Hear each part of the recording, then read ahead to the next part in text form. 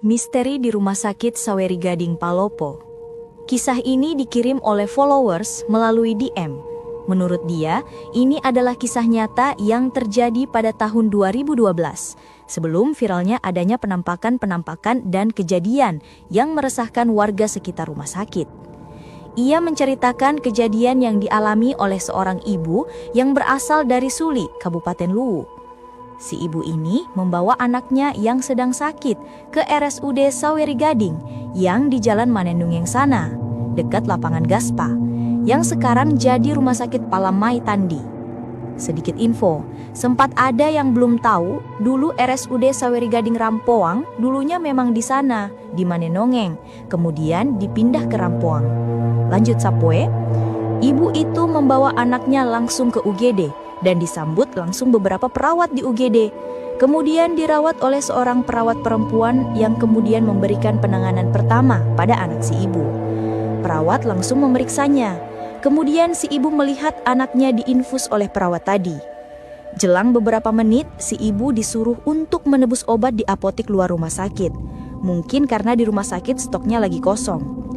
Si ibu itu bergegas ke apotik untuk menebus obat agar kiranya anaknya ditangani lebih baik dan cepat.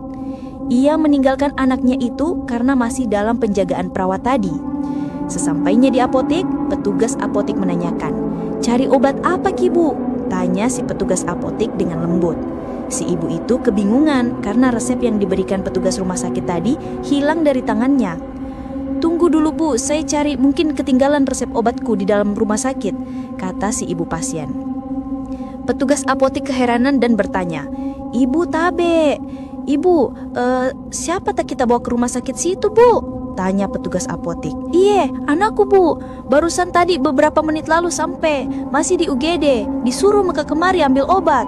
"Cepat Ki Bu, sendiri kasihan anakku di sana," jawab si ibu pasien. Petugas apotek semakin takut dan gemetar. "Ibu Tabe, sudah lama pindah rumah sakit di situ Bu, sudah lama kosong. Pindah itu rumah sakit umum ke bawah Rampoang Bu." Dengan nada takut gemetar, si petugas apotek menjelaskan kepada si ibu. Ibu itu pun kaget dan masih merasa tidak percaya. Ia pun segera kembali ke rumah sakit tersebut untuk mengecek anaknya yang ia bawa tadi ke UGD.